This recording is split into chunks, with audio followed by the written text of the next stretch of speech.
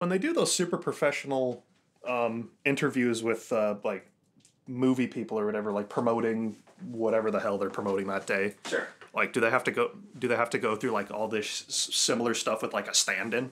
Pretty much. Oh. Hello, my name is Joe, and for the last 10 years, I have been the YouTube entity known as Bleaker. How did I get the name Bleaker? I honestly do not remember. It just randomly came to me as I was watching a video, and I thought, well, that's kind of ambiguous and sounds kind of neat. Let's go with that. So it became my Minecraft username. So then when I started YouTube and needed a name, it's like, well, I already like this name. Why not keep using that name? What inspired you to do your YouTube channel? So what did inspire me to make my YouTube channel is I was at my high school job walking around the laser tag arena by myself with lots of time to think, and I was very much inspired. Like, I wanted to, at that point in my life, be a voice actor, and I really didn't know the best way to launch into that. So I figured, well, why not create a YouTube channel and kind of use that hopefully to launch into a career in voice acting. Obviously, I'm not a voice actor, I still do YouTube, but over the 10 years that I've been doing YouTube, you know, I've learned a lot about video production. I do voice acting for some of my friends on YouTube, and it's been a good way to kind of scratch that itch. I think I'd still like to be a voice actor one day, but for the time being, you know, I'm scratching that itch and feel pretty good about where I am.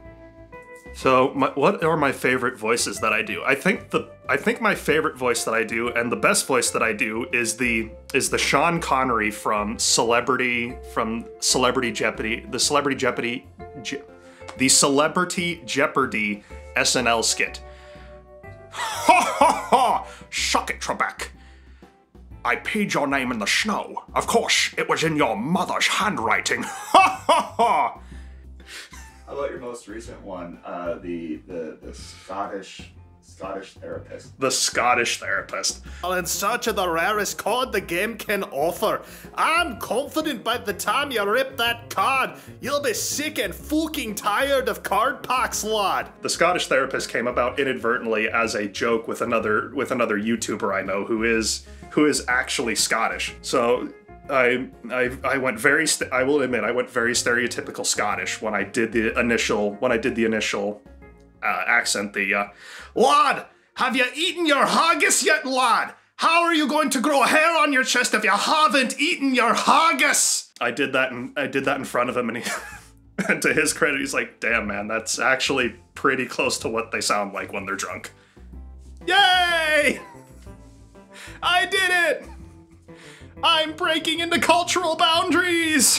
What's helped your content evolve over the years? Is it the collaboration? Is it just the experience from doing videos for so long? Is it the people you meet while you do it? So what has helped my experience grow is just time and experience itself, you know. My content started off as, and I'm kind of ashamed to admit it, like more of a personality style, raw gameplay, which was more of a product of the time of YouTube, you know. Keep in mind, this was 2015 when I established my YouTube channel, so that was more of the norm, was here's this raw gameplay footage, upload it, become famous.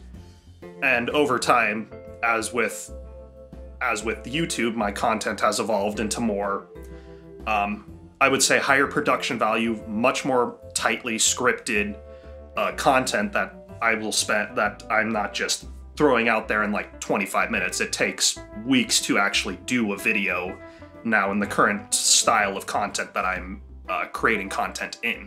Nice. The evolution really was it fueled by other things that you were watching at the time? That's actually a good question. So I would say yes. My content has kind of evolved with what I've been watching. I find myself watching very few YouTube channels now where it is just raw gameplay. I would say it's like 45% of the content I watch on YouTube is like the raw gameplay type, and like the other 55% is the more tightly scripted, more comedic. It's a lot of that. Here's a and I love this analogy, one of my buddies gave this to me yesterday, was the analogy of here is a normal man in an abnormal situation, or here is an abnormal man in a completely normal situation, and seeing how people, and just how do you react to that. So the kind of content that I've been going for now, as my buddy put it, is I am a abnormal man in a completely normal situation. The latest video I just put out, I'm a guy who plays, I am just a weird guy who's playing a trading card game simulator. And I took that to the extreme of how can I make this weird? Suddenly I have a cardboard crack addiction. Or hey, I'm a weird dude playing a recycling simulator game. How can I make this weird? Suddenly I am a mobster trying to get $1 million. How can I make these normal games just weird and off the wall? So the abnormal person is this personality you've created. Yes. So, which kind of leads into a really funny thing. One of my favorite running jokes in my videos, and I don't do it as much as I used to, and I hope to bring that back in future videos, is where I like to think of myself as two separate people. There is the Bleeker personality, and then there's me, Joe, who is the video editor, the script writer, who's doing all of the work. Now, I hate Bleeker because he just gets to go have fun, make games, and then rope Joe into doing all the work after the fact, while Bleeker gets all the credit. So in some of my videos, you will see like the editor in the corner, like making fun of Bleeker for like being an idiot. And I just love that I'm watching a video after the fact and making fun of myself. What's been the biggest area where you feel like you've had to grow in? I think the biggest area where I've had to grow into is creativity. Now, I do not consider myself a super creative person. I'm surrounded by creative types, but I myself, I don't consider myself very creative. What I do consider myself is funny. So, kind of being surrounded by the creative types, while also being funny, has kind of pushed me to try and be more creative in how I present my comedic themes. So, like when writing a script, I was never very good at script writing until I kind of saw how other people were doing it, and then I kind of forced myself to get better at that, get more creative. And with time and practice, I do think I am becoming more creative. I'm definitely a far cry from a lot of the people that I know, but I'm definitely a hell of a lot better than when I started at the process. How much creativity do you put in your thumbnails?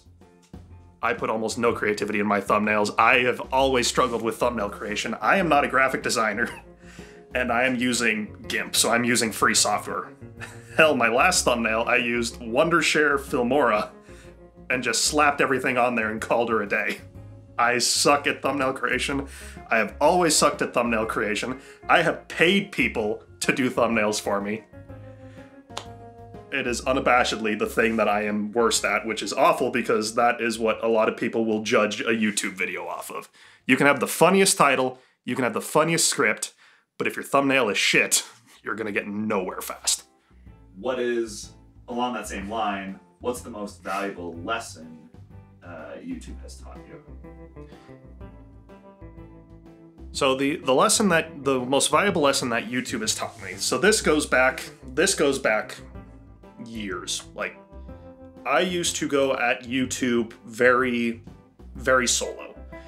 I did not have a community of creatives that I could tap into. I had ideas, but the ideas were much greater than my capability of executing them.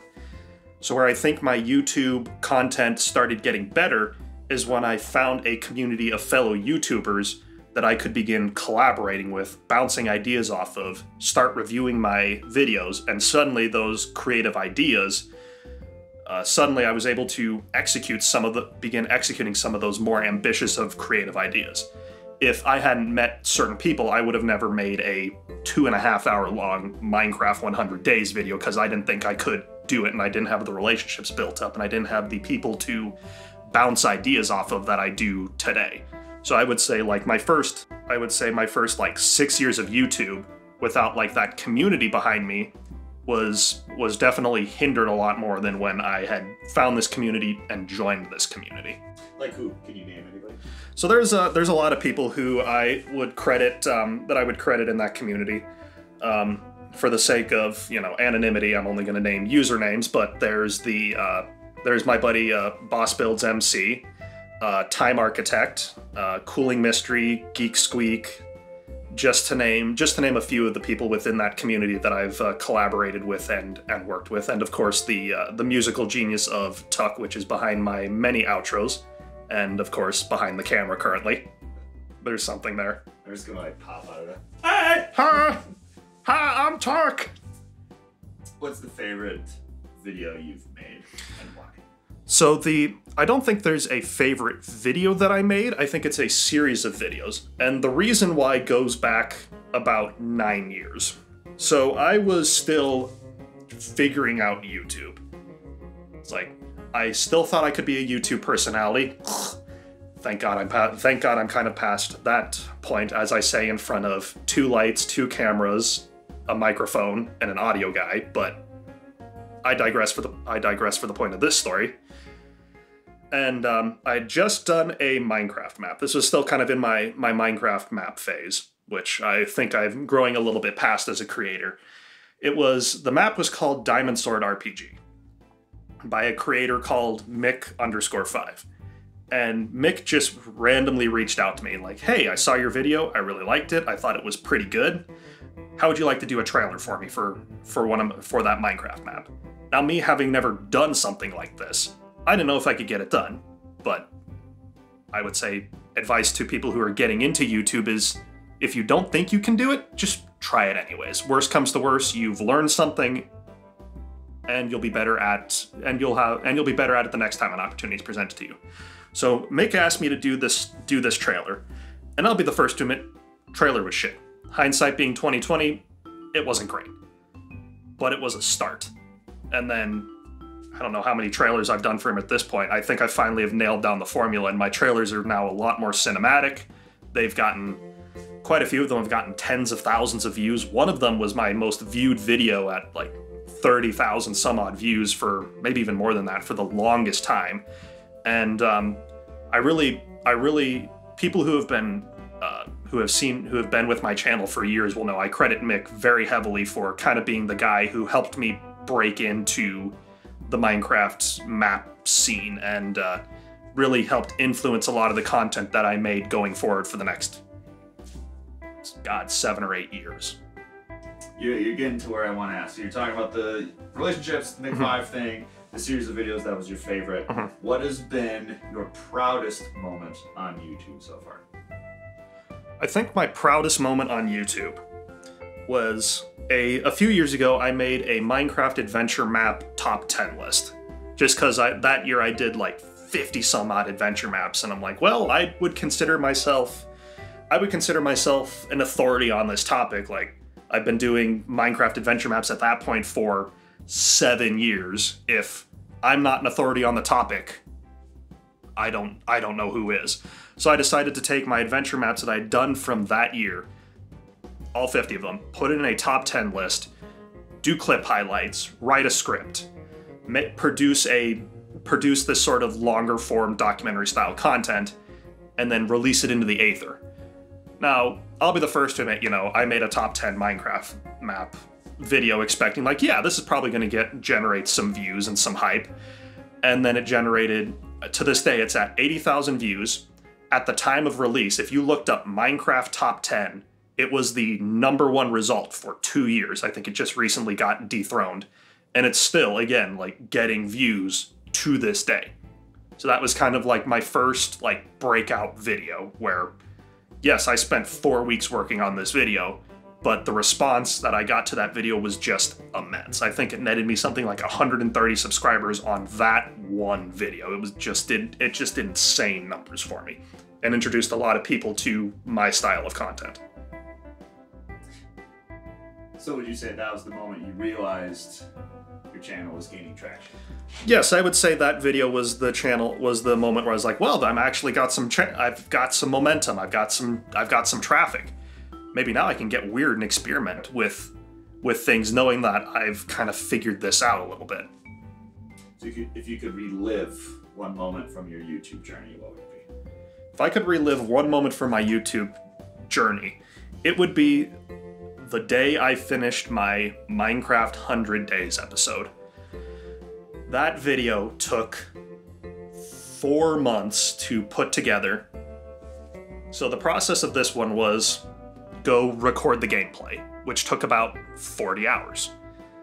Then I had to go back through and watch all of it again to write the script. Excuse me. It was 20 hours of gameplay, then 20 hours of reviewing the footage. So I have 40 hours just in gameplay and scripting alone.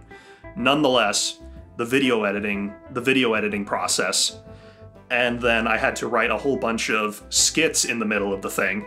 I even had a shower scene in that one that I'm fully clothed in a shower drinking wine because this video has just broken me as the video editor to the point of just wanting it all to end.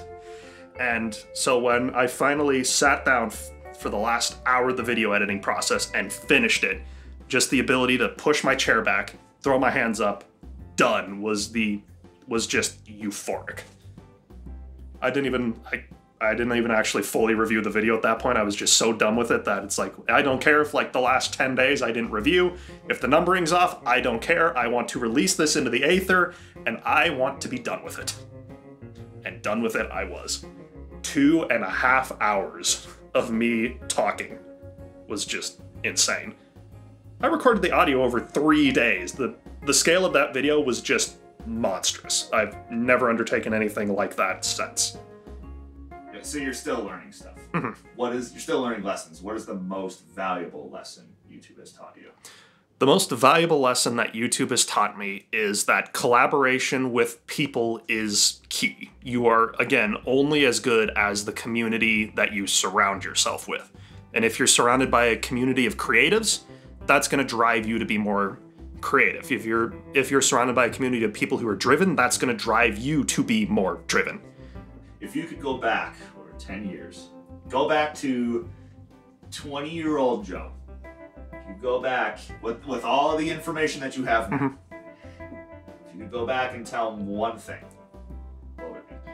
If I could go back 10 years and tell 20-year-old Joe something, it would be to buy Bitcoin. For the love of God, Joe, buy Bitcoin. Fuck this YouTube shit. Screw this YouTube stuff. Buy Bitcoin, man. I wouldn't be recording this in my basement room. I'd be recording this in my gaming mansion. It's okay, you know this is long haul. What keeps you doing it? I've always said, and I think there's a very early vlog in my YouTube career where I said this. It's as long as at least one person finds joy in my video, that's more than enough reward for me to keep doing this. Plus, it's also an outlet for me. You know, where else do I get to? How often do I get to bust out a Scottish accent making fun of people who eat haggis? Like this is as much enjoyment of seeing people enjoy my content as I enjoy the creative outlet. I enjoy the process. I'm learning to enjoy the process. Now whether the process is whether that's Stockholm syndrome or not, that's yet to be determined. But I'll figure that out eventually. So you're doing this for a while. You've evolved not just your content, but you've also even just evolved how you even introduce and end your videos. Talk about like what inspired you to keep evolving that instead of just staying like some of these channels I watch like 10 years ago, it's the same intro and the same outro. Like I think my first question is what makes you want to make those changes? What makes you want to keep evolving? So that is a very good question. So I've given that a lot of thought. And what makes me keep evolving my outro is a reflection of me evolving as a YouTuber. My initial outro was shit, but it was the best that I could do at the time. My second outro was also kind of shit, but less shit than my first outro, again showing my evolution. My third outro, which was Patriot by Blacklisted, who is behind the camera. Say hi. Hi, I'm Paul. Which he would argue is shit. I would argue it's not shit. I really like the song, but it's but it is a more produced outro, which would reflect my content at the time, before finally I settled on using Tux music, which again is probably, I don't know if they would argue if it's better music than the previous, and I'm getting nods from the back. Yeah, it's better. So I like to think that my outro has reflected my quality of content over the years. Even too, I think, not even just like musically, but also graphically, I feel like you've also evolved, you know, from the original, I don't even remember what your initial thumbnail was, to like the full on, like, you look like you paid somebody, like an animator, to create a thing. Like, was that kind of like that same? Yeah, that was kind of that same thing, where if it's, YouTube is as much a branding thing and marketing thing as it is just a content creation. If I want people to believe that, you know, I am somebody who's worthwhile watching, well then I probably shouldn't have a really bad banner or a really, I still like that original profile picture, but it was time to evolve it with the time and the style of content and how I was trying to make higher quality content. So if I want people to buy into that I'm somebody who's making high quality content worthwhile viewing, well, I don't want a kind of crappy profile picture and I don't want a kind of crappy banner. So I went on Fiverr and paid a 50er for a new banner and profile picture. Nothing on Fiverr is $5 anymore. $5 foot long. Instead, now it's like a $6 6-incher. Yeah. Some person walks up to you and goes, I want to start a YouTube channel. What's the biggest piece of advice that you could give? There's really two pieces of advice that I would give somebody. It's not one piece of advice, because I've learned a lot of different lessons in YouTube, and a lot of them I had to learn the hard way.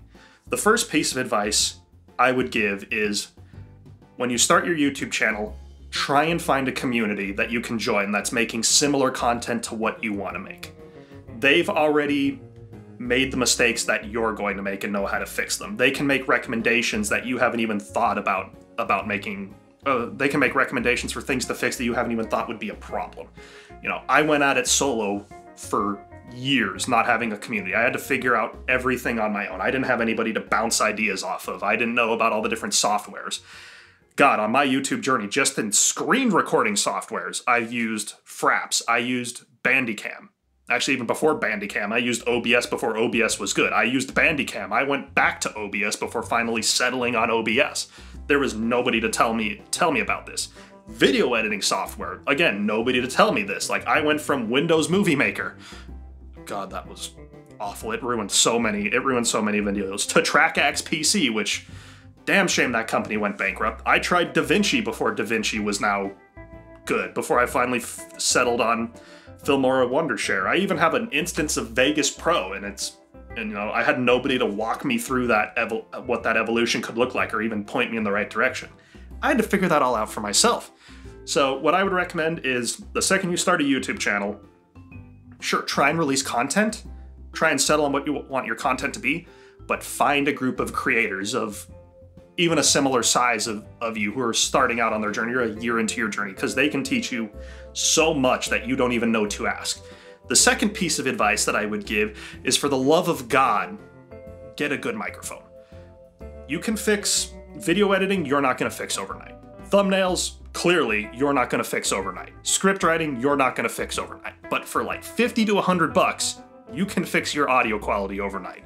It is very hard to listen to a video that is clipping on the high end, sounds like crap. Like, I want to be supportive of small YouTube, I really do, but if the video sounds like crap, it's very hard to be supportive. So go out there, buy that good mic, buy the Yeti, buy the Snowball. It's 50 bucks. Unless you're like me and you go right from shitty headset mic to $250 condenser mic because your best friend is an audiophile and won't let you settle for anything less. Hey! Parting words. Buy Bitcoin! And scene! Alright. Ugh. What else? Is there any other, like, little floating thoughts? Anything we didn't touch on? I don't know. I think we pretty much summarized 10 years in about 20 minutes. 10 minutes after edited down and production value added. Oy. Feels weird doing this for like 10 years. Nice. Yeah. All right, let's break this down. Alright. Oh, wait. Give me. Oh, we need to do a... Like, just like... Oh, yeah. We just need to do a picture for the thumbnail. That's great. That's easy. Yeah. Ah!